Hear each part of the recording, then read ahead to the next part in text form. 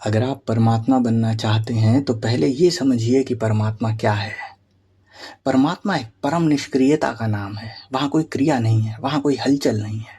या फिर आप वो जो परमात्मा का स्वरूप फिल्मों में और टीवी सीरियल में और इन सब जगह दिखाया जाता है, आप वो बनना चाहते हैं जिसमें वो सर्वशक्तिमान और सबसे ज़्यादा पावरफुल एक सुपर हीरो सुपरमैन जैसी इमेज दिखाई जाती है। आप उन शक्तियों से प्रभावित होकर उन्हें पाना चाहते हैं। उन्हें पाना चाहते हैं तो उसके अलग तरीके हैं। लेकिन अगर आप परमात्मा बनना चाहते हैं तो परमात्मा एक परम निष्क्रियता है। वहाँ कोई क्रिया नहीं है, वहाँ कोई हलचल नहीं है। इसीलिए आज तक उसे कोई नाम नहीं दिया जा सका। कोई पढ़ाता है तो उसे अध्यापक हमने बुलाया, कोई सफाई कर रहा है तो वो सफाई वाला हो गया, कोई नृत्य कर रहा है तो वो नर्तक हो गया, कोई कुछ कर रहा है तो उसे उस क्रिया के रिलेटेड हमने उसे एक नाम दिया। लेकिन जहाँ पर कोई क्रिया ही नहीं है, आप उसे क्या नाम देंगे? इसीलिए आज तक उसे कोई नाम नहीं दिया जा सका। तो ये आप अपने भीतर खोजिए कि आप वो सुपर पावर्स की तलाश में हैं या फिर आप परमात्मा बनना चाहते हैं। और परमात्मा बनने के लिए क्या करें, ये तो सवाल ही गलत हो गया। निष्क्रियता में जाने के लिए आप पूछ रहे हैं कौन सी क्रिया करें। एक तालाब के किनारे आप बैठे हैं और आप हाथ में डंडी लिए हुए तालाब में उथल पुथल कर रहे हैं या पत्थर मार रहे हैं। अब आप पूछ रहे हैं ये वाला पत्थर मारूं या इस वाली डंडी से पानी को हिला दूं, तो क्या शांत हो जाएगा? मैं ये माला जप लूं या ये मंत्र कर लूं या मैं श्वास पे ध्यान कर लूं, कुछ भी करके मैं परमात्मा तक पहुंच जाऊं। कैसे पहुंचोगे? ये सब क्रियाएं हैं। लोग कहते हैं साक्षी बन जाओ। आप कोई क्रिया नहीं है इसमें, तुम्हें सिर्फ देखना है। देखना क्रिया नहीं है। आप कभी समझ ही नहीं पाओगे एक्चुअल साक्षी है क्या, क्योंकि साक्षी का मतलब वही परम निष्क्रियता। परम निष्क्रियता इज इक्वल टू साक्षी। अब बात घूम फिर के वहीं आ गई। अब क्या करें कि साक्षी बन जाएं? फिर करना तो निष्क्रियता के ऑपोजिट है। तो फिर क्या कुछ भी ना करें? क्या ऐसे ही बैठ जाएं? तालाब के किनारे बैठकर अगर पत्थर मारना छोड़ दें तो तालाब का पानी अपने आप शांत हो जाएगा। बात समझ में आती है। लेकिन मैं तो जीवन जी रहा हूँ। खाना खाना है, चलना है, फिरना है, जॉब करनी है, 50 तरीके के काम हैं। तो फिर क्या किया जाए? यहाँ पे कृष्ण का निष्काम कर्म वाला लॉजिक हेल्प करता है। आप कर्म करें, लेकिन आप भीतर से उसे चूज मत करें कि मुझे ये करना है, मुझे ये नहीं करना है। जो रास्ते में आ रहा है, जैसा जीवन आपका मोल्ड हो रहा है, उसी के अनुसार आप भी मोल्ड होते चलें। उसी के अनुसार आप भी जीवन के साथ चलें। जीवन में डिसीजन ना लें कि मुझे ये नहीं करना है, मुझे ये चाहिए, मुझे ये नहीं चाहिए, मुझे वो चाहिए। अगर आप गरीब हैं तो आप चाहेंगे मुझे अमीर बनना है। आप अमीर हो गए, आप सोचते हैं यार गरीब की झोपड़ी ज़्यादा अच्छी थी, महल में तो सुकून नहीं है, या XYZ कुछ भी।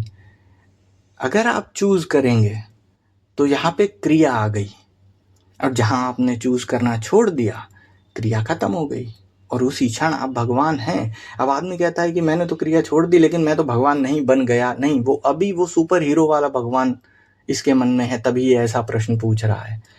भगवान बन नहीं जाओगे तुम ही परम निष्क्रियता हो जो चूज करके क्रिया में उतर रहे हो।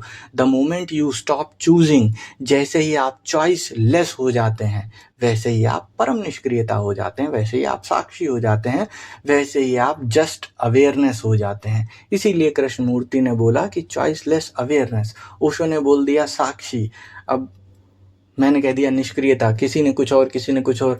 कहने का मतलब वो एक ही चीज़ों के नाम है। अब कृष्णमूर्ति ने कहा कि आप चॉइसलेस अवेयरनेस बन जाएं, ये भी एक ही चीज़ को कहने के दो तरीके हो गए। मतलब एक ही बात को वो रिपीट कर रहे हैं। देखा जाए मजबूरी उनकी भी है, हमें समझ में नहीं आता हम लोगों को, अब क्या करें वो, है नहीं। तो चॉइसलेस मीन्स निष्क्रियता, चॉइसलेस मीन्स अवेयरनेस। चॉइसलेस होके आप एक दिन अवेयरनेस बन जाएंगे ऐसा नहीं। क्यों? आपके मन में एक टारगेट है। श्वास पे ध्यान करना बुद्ध का बहुत ही लॉजिकल तरीका है, अच्छा तरीका है, सब कुछ बढ़िया है। लेकिन आपके मन में है कि मैं ये करके, श्वास पे ध्यान करके एक दिन मैं निष्क्रिय हो जाऊंगा, एक दिन मैं परमात्मा तक पहुंच जाऊंगा। अब देख रहे हैं ये मन ने कैसी चाल गढ़ ली। एक दिन मैं वहां पहुंच जाऊंगा। ये सांस पे ध्यान करते करते, यानी ये भी क्रिया बना लिया उसने, इसे भी कृत्य बना लिया। मजबूरी मन की भी है, मन को मालूम ही नहीं निष्क्रियता कैसे होती है। एक क्रिकेट बैट से आप ये अगर पूछने लगे कि तुम्हारे जीवन का लॉजिक क्या है, तो वो कहेगा क्रिकेट खेलना। उसे निष्क्रियता का कुछ पता ही नहीं है, उसे सिर्फ क्रिकेट खेलना ही आता है। एक चिड़िया कोई पैदल चल के यहाँ से और 100 किलोमीटर नहीं जाएगी, उसे उड़ना आता है, वो चूज ही वही करेगी। We are all program to do what we are program to do. हमारा मन प्रोग्राम्ड ही इसी तरीके से है कि उसे सिर्फ क्रिया ही आती है, क्योंकि जहाँ क्रिया नहीं होती है वहाँ मन का कोई काम नहीं है, और जहाँ मन का कोई काम नहीं है वहाँ क्या बच गया? वहाँ निष्क्रियता हो गई। अब आप कुछ करके इस मन को शांत नहीं कर पाओगे कभी। The only thing is निष्क्रियता एंड यू आर क्रियान्वित। आप क्रिया में हो। अब आप जैसे हो, जो चल रहा है वो चल रहा है, बस करते रहो, अपना जीवन जीते रहो, हंसते मुस्कुराते रहो। कुछ भी चुनना छोड़ दो। अरे कल मेरी ट्रेन है तो मुझे क्या बुकिंग नहीं करनी चाहिए? ये कोई मूर्खतापूर्ण सवाल आ जाएंगे। ज़बरदस्ती किसी को डिमीन करना, किसी को नीचा दिखाना, तब आदमी ऐसे सवाल करता है कि ऐसा होगा तो मुझे क्रिया ना करें तो फिर कैसे जीवन चलेगा। वही मैंने कहा, क्रिया करो, उसमें चूज मत करो। आज तुम ये नौकरी कर रहे हो, तुम्हें ये पसंद नहीं आ रही, तुम्हें कुछ और करना है। कल तुम कुछ और करोगे तो कुछ समय बाद तुम पाओगे कि तुम्हें वो भी पसंद नहीं आ रहा है, अब तुम्हें कुछ और करना है। ये चॉइसेस तुम कर रहे हो। जहाँ तुम हो उसमें संपूर्ण तरीके से जियो। किसी के, मैंने पहले भी बताया, किसी के चोट लग जाती है, दिक्कत हो जाती है, प्रॉब्लम हो जाती है, तो आप उसका इलाज करोगे? क्यों नहीं करोगे? बिल्कुल करोगे। शरीर एक मंदिर है, इस मंदिर को तुम्हें साफ सुथरा रखना है, अपना अच्छे से रखना है, रिपेयर करके रखना है। लेकिन आप क्रिब मत करो कि नहीं यार मेरे चोट क्यों लग गई और ये क्यों हो गया, वो क्यों हो गया। इससे होगा कुछ नहीं, इससे सिर्फ और सिर्फ तुम्हारा दुख बढ़ेगा। कोई वहां बैठा जो निष्क्रिय है, वो यहाँ तुम्हारी क्या मदद करने आएगा? हाँ, तुम निष्क्रिय होके वो हो सकते हो, क्योंकि बेसिकली तुम वही हो। तुम सिर्फ क्रिया कर रहे हो, इसलिए तुम निष्क्रिय नहीं हो। द मोमेंट आप अपने आप को क्रिया से अलग कर लेते हैं, वहां पे आप निष्क्रिय हैं। अब अलग करने के लिए कुछ करना पड़ेगा, यहीं पे बात गड़बड़ हो जाती। अलग करना है मुझे अपने आप को, ये सवाल ही गलत हो जाएगा। आप जो कर रहे हो वो करते रहो, जो चल रहा है उसे चलने दो। सिर्फ जानते रहो, इन चीज़ों को जानते रहो, जानते रहो। धीरे धीरे ऑटोमेटिक वो डिस्टेंस बढ़ने लगेगी, आपके अंदर ये एक दूरी अपने आप क्रिएट होगी। फिर उसके अंदर एक दिन आप ये ऐसा पाओगे, इस क्रिया के अंदर आप एक अक्रिया दिखने लगेगी आपको। जीवन जैसा चल रहा है वैसा चलता रहेगा, लेकिन आपके भीतर वो अक्रिया, आपके भीतर वो निष्क्रियता आपको दिखने लगेगी। आप गुस्सा भी कर रहे होंगे, लेकिन देख रहे होंगे अंदर एक खाली सा स्पॉट है, वहां पे कुछ भी टच नहीं कर पा रहा है। आप हंसेंगे भी, लेकिन वो हंसी भी पूरी नहीं जाएगी। शुरुआत में तो ये स्थिति बहुत तकलीफदायक हो जाती है कि यार ये क्या हो रहा है, ना मैं हंस पा रहा हूं, ना मैं रो पा रहा हूं, मुझे तकलीफ नहीं हो रही है। तकलीफ ना होने की तकलीफ होती है, और वो भी पूरी नहीं हो पाती। कुछ भी पूरा नहीं हो पाएगा। क्यों? क्योंकि आपकी वो अब डिस्टेंस क्रिएट हो गई। आपके अंदर दो भाग हो जाएंगे, एक निष्क्रियता और एक सक्रियता। अब आप जीवन को जैसे चलने देंगे वैसे चलने देंगे, धीरे धीरे वो निष्क्रियता एक दिन संपूर्ण रूप से समाहित हो जाएगी, और तब क्रिया भी चलती रहेगी और आप निष्क्रियता पूर्ण रूप से देख लेंगे। बस वही परमात्मा है। और ये एक पॉइंट पे नहीं घटेगा। आदमी इस इंतजार में बैठा रहता है कि एक दिन मेरा मोक्ष हो जाएगा, मैं फलाना काम करता रहूँगा, ये जाप करता रहूँगा और एक दिन मैं मुक्त हो जाऊँगा। नहीं भाई, ऐसा नहीं होता है। आपका कुछ भी करना आपको निष्क्रियता से अलग करता है, and this is your own choice. बहुत अजीब बात है, हम भूल जाते हैं, लेकिन ये बात बिल्कुल सही है कि हम ही चूज करके ये जी रहे हैं। आप चूज करना छोड़ दो, आप उसी क्षण परमात्मा हो। बस अगेन वो सुपर पावर्स को मत देखो। तुम निष्क्रियता को अगर टारगेट कर रहे हो तो निष्क्रिय तो तुम हो ही हो। चीज़ों में इन्वॉल्व करना, कभी कभी ये धीरे धीरे बातें मन में बैठेंगी बार बार। इसीलिए पुराने ज़माने में पाठ करवाए जाते हैं, तुम्हें गीता को पढ़ो और इसका पाठ करो और उसका पाठ करो। क्यों?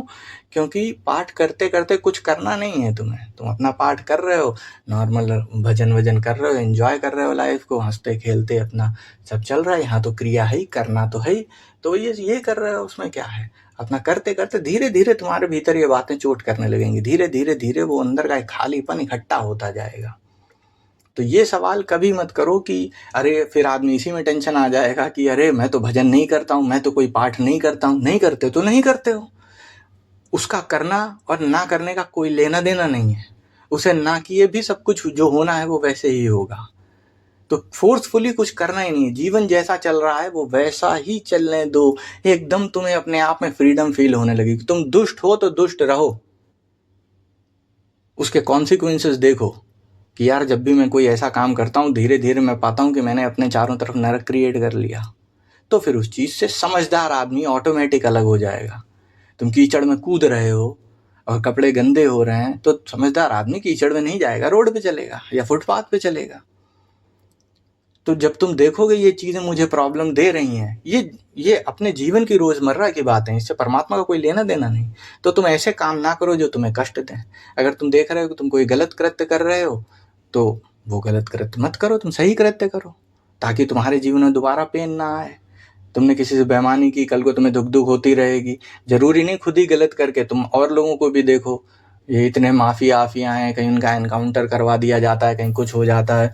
नहीं तो कोई बेईमान आदमी का घर भी बना हुआ है, उसके बाहर से लोग निकलते हैं तो आदमी देखेगा अरे यार 4 मंजिला मकान बना हुआ है कितना बढ़िया, दूसरा पीछे से बोलेगा अरे ये तो फलाना काम करते थे, अब बेईमानी का पैसा आया, 2 नंबरी का क्या है। उसकी मानसिकता क्या है वो जाने दो, वो जलन के भाव में कह रहा है या जो भी, लेकिन ये पब्लिक है, ये सब जानती है। बाकी दुनिया को पता है कि तुमने बेईमानी करके बनाया है।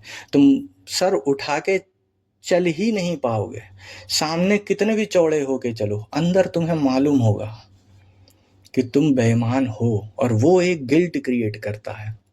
विष्णु कहाँ रहते हैं?